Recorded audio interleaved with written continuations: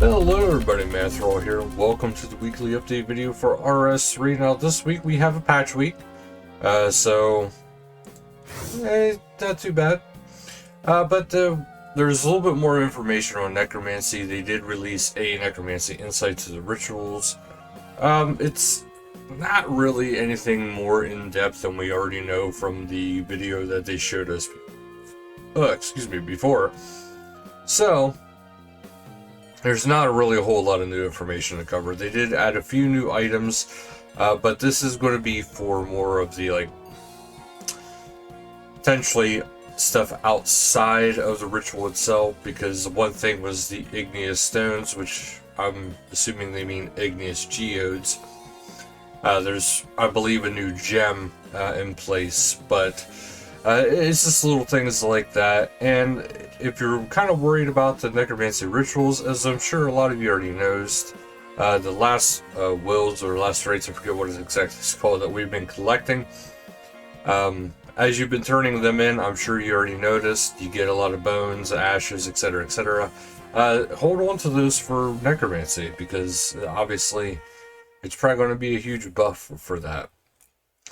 But up next we have the Soul Die update. So they kind of redesigned the Soul Die.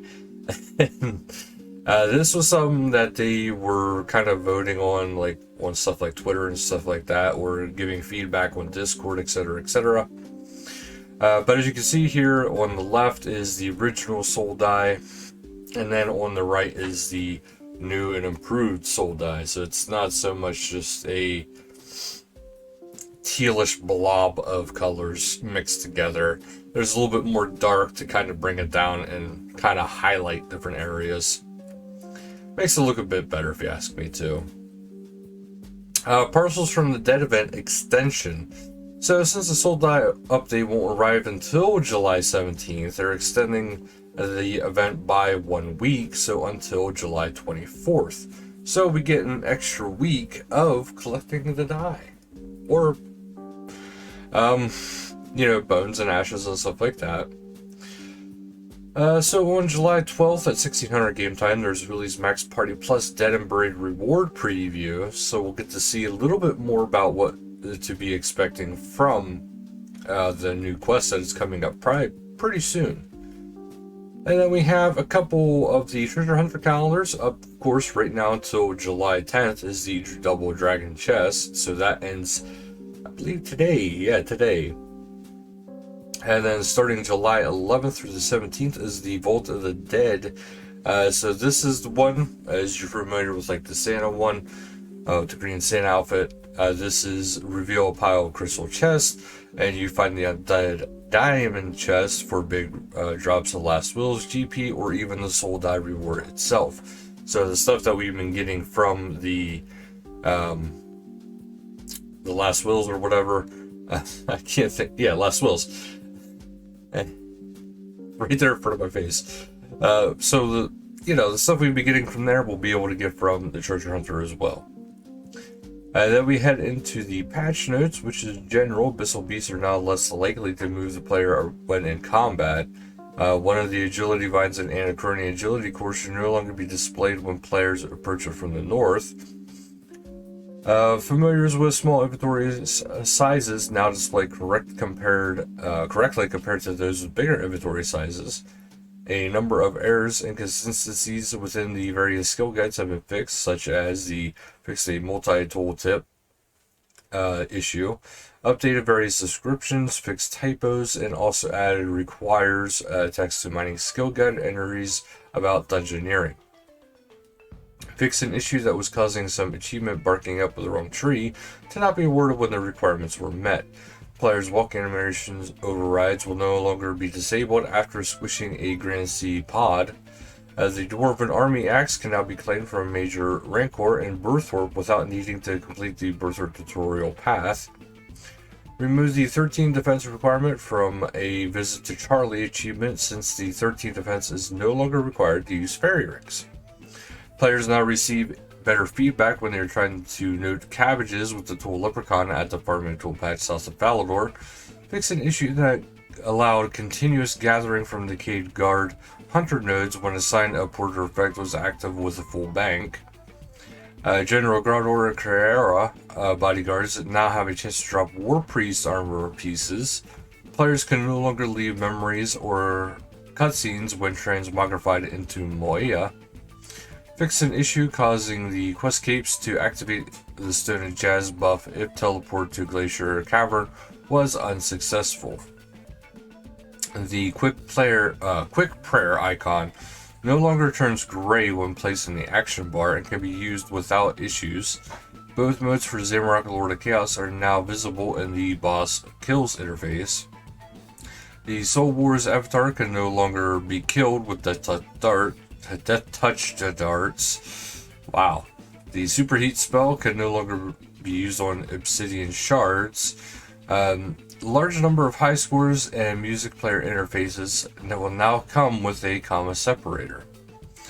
When players teleport to Lodestone, they should no longer be visible before the arrival animation has played. The clan window now correctly updates the slide out menu when players leave the clan chat. Improved feedback when making flatbacks on the player-owned house. Workbench cannot make furniture on their level. The fishing spot under the bridge of Shiloh Village has been removed. The forest walk tile in the northern area, mostly harmless, has been removed. Corrected the punctuation error in the Murder on the Border quest. The Treasure Hunter tutorial now correctly plays regardless of the chosen key mode. The bottom border of the Treasure Hunter promotion information window is now always visible. Players should receive less dialogue when claiming their free tokel from Tizhar Herza in Zahar City and seaweed and pineapples from Arheen in Catherby. Players can once again teleport to the active Wilderness Flash event by using the teleport option on either the Wandering Ramarki and or Nykel and Edgeville, right north of the bank. The chat log chat message and no longer informs players about collecting the Golden Cape shards. Tidied up the Yak Track 4 and 3 frontier area in Berthorpe. Probably soon getting our new Yak Track too. Currency update. Attempting to empty your money pouch into a already full bank will now return the correct error. Alright, message. Attempting to move items from your rank to the Beast of Burden that would trigger an error message now displays the correct error message. Fix an issue when reclaiming items from death that was causing empty room patches to be overvalued and too expensive.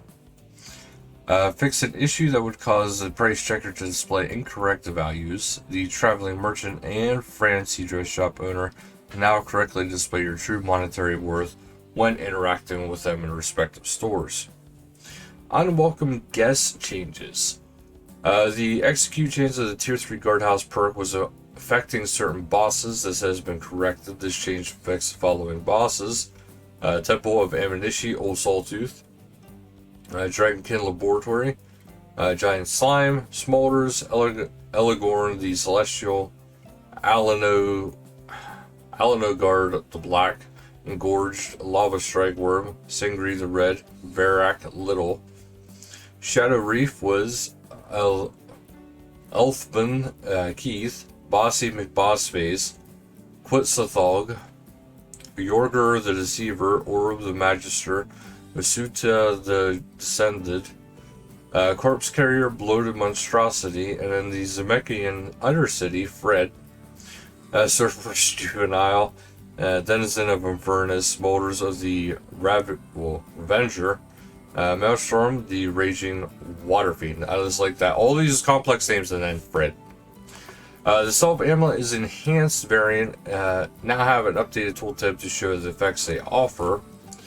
Woodcutter's Grove, so farming tree patch NPCs should no longer abruptly say that they are already taking care of the farming patches when player asks them for farming advice.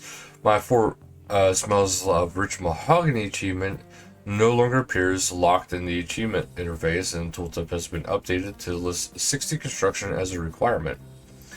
Added skill guide entries for the Grove Cabin. missing the option to be added back to the drop-down menu of the Make X Fletch interface. Players can no longer store noted items in the wood box. Modified wood spirits to award the player with extra logs when the adds or related effects are active. Change the examine text of the bird's nest that it contains wood spirits. Fix an issue that could cause the tree in the Lost Grove to spawn partially below the ground. Fix an issue where the Inferno adds was active. Chopping trees would not contribute to wood cutting daily task. The Encammed hatchet now sheaths correctly, and the glow from the augmented version is now brighter and visible from all angles. When setting back the quick teleport option from the Nature Sentinel outfit to the Elder Tree in the Woodcutter's Grove, the chat message will no longer say no quick teleport destination selected. The final tree stump models for the customizable trees in 4.3 have been plugged in. Fix an issue that would cause the Woodbox tooltip to display the wrong information when it was partially emptied. Fix an issue that would cause the Woodbox tooltip to not be displayed when it contains its contents while it was in the bank. Adjusted the Tier 3 kitchen requirements with the proper wood type. Fix an issue that would cause yew trees in the Woodcutter's Grove to spawn with graphical errors. Fix an animation issue with the Blessed Hatchet. And willow trees are no longer labeled as members only on the world map. And then up next we have some interesting artwork here. Up versus Quadri with a summertime Zuck. So he's more water than he is fire in that, and actually looks pretty cool. And then we have Amkaros here with some different variants of the soul dye for their outfit. And then Legends Arts with another amazing speed painting, and it is pretty epic actually. It's a soul dye theme, but that is pretty epic. And then you have ACPL with their illustration of Raziel. Very interesting and very cool. And then we head into RuneTube. Up first we have Iron Raxar helping you get ready for Necromancy with some tips and tricks for 99 to 120 preparation guide. Basically collect bones. Collect the items you need that we know of.